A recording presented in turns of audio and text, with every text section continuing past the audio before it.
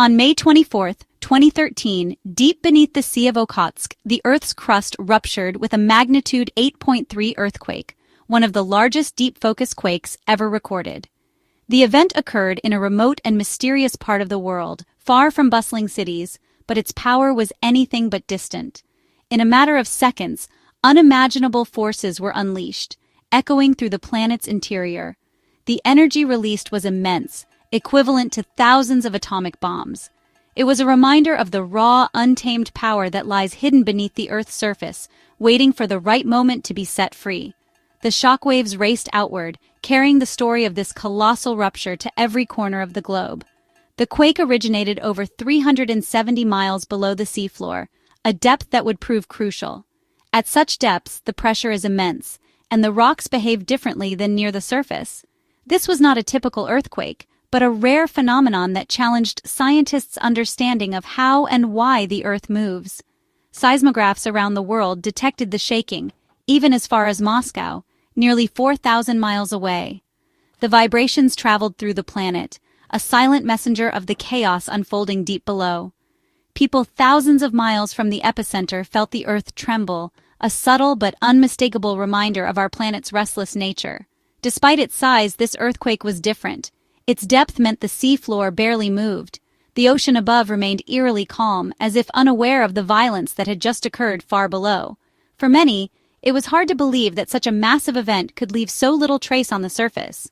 Most tsunamis are caused by shallow quakes that violently displace water, but this event was a deep, resonant shudder. The energy was absorbed and dispersed within the Earth, rather than transferred to the sea. The usual signs of disaster, towering waves and flooded coastlines, never came. The world watched as news alerts flashed, reporting the magnitude and remote location. For a brief moment, the eyes of the world turned to the Sea of Okhotsk, a place few had ever heard of, now thrust into the global spotlight by the sheer scale of the event. Scientists and emergency responders braced for the worst, knowing that any major quake in the Pacific's Ring of Fire could spell disaster. They monitored data, ready to act if the situation changed, aware that the region's history is filled with catastrophic events, but the depth of this quake meant its destructive potential was muted from the start. The surface remained largely untouched, cities and coastlines spared from devastation. It was a powerful reminder that not all earthquakes are created equal. The Earth had roared, but its cry was muffled. The violence was contained, echoing in the deep rather than exploding onto the surface. The question remained, would the sea rise in anger, or would this become just a scientific curiosity? For hours the world waited, watching and wondering if the calm would hold. The world waited for the answer, holding its breath as the story of the deep earthquake unfolded, a testament to the mysteries that still lie hidden beneath our feet. As soon as the earthquake was confirmed, fear spread faster than any wave. Memories of Japan's 2011 tsunami were still raw, and the words magnitude 8 triggered global anxiety. The Pacific Tsunami Warning Center issued bulletins across the Pacific, putting coasts from Russia to California on alert. Sirens sounded, advisories urged people to avoid beaches, and emergency routines kicked in. The waiting was agonizing. Would a monster wave arrive, or would the ocean remain calm? Ports and harbors braced for impact, knowing even a small surge could cause chaos. Officials balanced caution with the risk of panic, making decisions with limited data. News and anxiety traveled instantly. A remote quake became headline news worldwide. The world's vulnerability to nature was on full display. For hours, millions watched the sea, hoping for the best, preparing for the worst. The ocean's calm surface hid the uncertainty beneath. The world held its breath. Severokurilsk, a small Russian town perched on the edge of the Pacific, sits closer to the epicenter of seismic drama than most places on Earth. Here, the sea is both a provider and a threat, a force that shapes daily life and lingers in local memory. In 1952, a devastating tsunami nearly erased Severokurilsk from the map. That memory runs deep, so when sirens wailed again, there was no hesitation. Residents, young and old, grabbed what they could and moved swiftly for higher ground, following well-practiced evacuation routes. Initial reports from the region were sparse and confusing, heightening global unease. Newsrooms scrambled for updates, and families far away waited anxiously for word from loved ones. But as the hours ticked by, relief slowly replaced fear. The town, against all odds, was largely unscathed. Families reunited, and neighbors checked in on each other, grateful for their safety. The shaking was real and unsettling, but the buildings, many rebuilt with disaster in mind, stood firm, a testament to lessons learned from the past. When the tsunami finally arrived, it was just a 20-inch surge, no monster wave, just a gentle rise and fall that left the shoreline intact. The deep origin of the earthquake meant that little water was displaced, sparing the coast from devastation.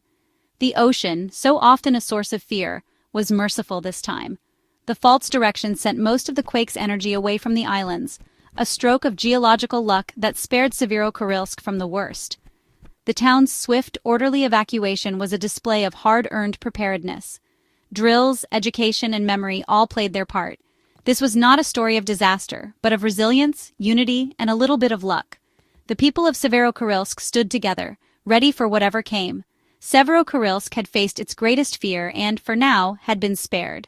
The sunrise brought a new day, and with it, a renewed sense of hope. The outcome was shaped by geology, geography, and human readiness, a delicate balance of nature and preparation. Sometimes, survival is a mix of preparation and fortune. This time, the abyss blinked first, and the town endured. Relief swept through the town, and the people of Severokurilsk embraced the gift of another ordinary day. The tsunami's impact depended not just on depth but direction. Tsunami energy isn't spread evenly. It's beamed, like a flashlight, based on the fault's movement. In 2013, the main thrust was aimed southeast, out into the empty Pacific, away from populated coasts. Had the fault been angled differently, Japan or Asia could have faced disaster. Underwater mountains and trenches further steered the wave, dispersing its energy. The ocean floor's topography worked in humanity's favor, channeling the wave into open water. The world watched, unaware that geology had already spared them. The quake's remote location, great depth, and the wave's path combined to prevent catastrophe. Sometimes, luck is written in the rocks beneath the sea. The tsunami's journey was guided by nature's invisible hand. Once set in motion, the tsunami began its long journey across the Pacific. In deep water, a tsunami is a fast-moving, barely noticeable pulse. An ocean liner might not even feel it. Scientists tracked the wave using dart buoys, which relayed real-time data from the ocean floor. The readings confirmed the wave was real, but not a monster. The deep origin had limited water displacement. The wave lost energy as it traveled. The vast Pacific acted as a buffer, taming the wave mile by mile. Tsunamis are shallow water waves, their speed and energy shaped by ocean depth. As the wave crossed ridges and shallower basins, friction sapped its strength. By the time it neared distant shores, the threat had shrunk dramatically. The ocean itself became the world's shield. After hours at sea, the tsunami finally reached land, not with a roar but with a whisper. The ocean, which had seemed so calm and endless, now carried a hidden force. For many, the arrival was almost imperceptible, a gentle swelling of water rather than a crashing wall. Yet, beneath the surface, powerful energy was at work, traveling thousands of miles across the Pacific. On Midway Atoll, the wave was a modest 1.5-foot surge, causing odd currents but no damage. Locals watched as the water moved in unfamiliar patterns, a reminder of nature's unpredictability. The atoll's wildlife and infrastructure remained untouched, spared by the ocean's restraint. Scientists' forecasts were confirmed. The threat was manageable. Their careful monitoring and rapid communication had paid off, turning anxiety into relief as the data matched their predictions. In Hawaii, tide gauges recorded small surges, the highest just over 3 feet at Kahului, Maui. The islands braced for worse, but the waves arrived as a series of gentle rises and falls, not the destructive force many had feared.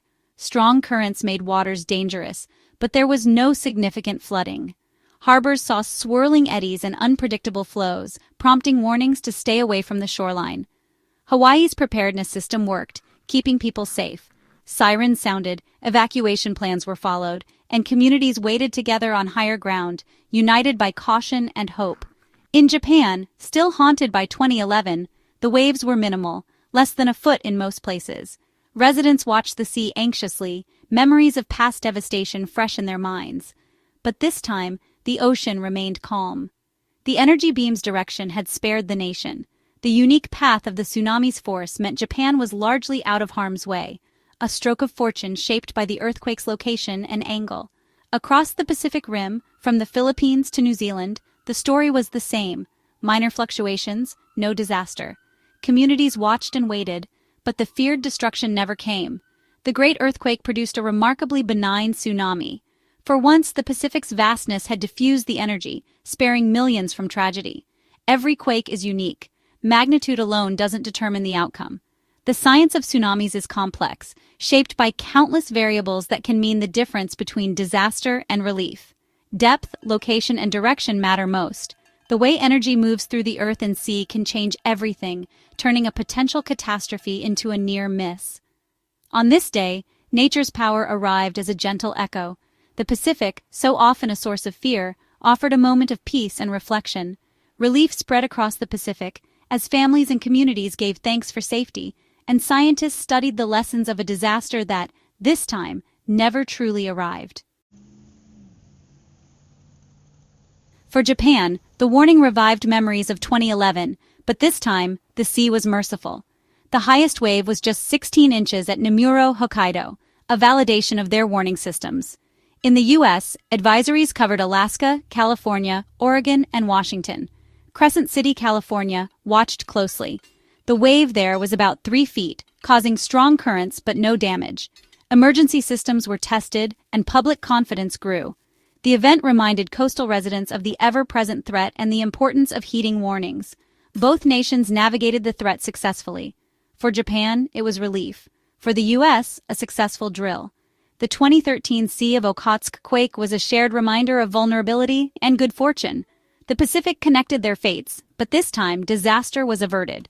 Preparedness and luck had prevailed. The main reason this massive quake didn't spawn a monster tsunami? Depth. At over 370 miles beneath the surface, the quake's energy was absorbed by thick rock, barely moving the seafloor. It was like a slow, deep push in a bathtub, gentle, not splashy. The initial water displacement was wide and mild, not sharp and violent. As the wave traveled, its energy spread out and weakened, like a flashlight beam growing dimmer. The vast Pacific gave the wave room to dissipate before reaching land. Friction with the ocean floor further sapped its strength. By the time it reached shore, the tsunami was a shadow of its potential.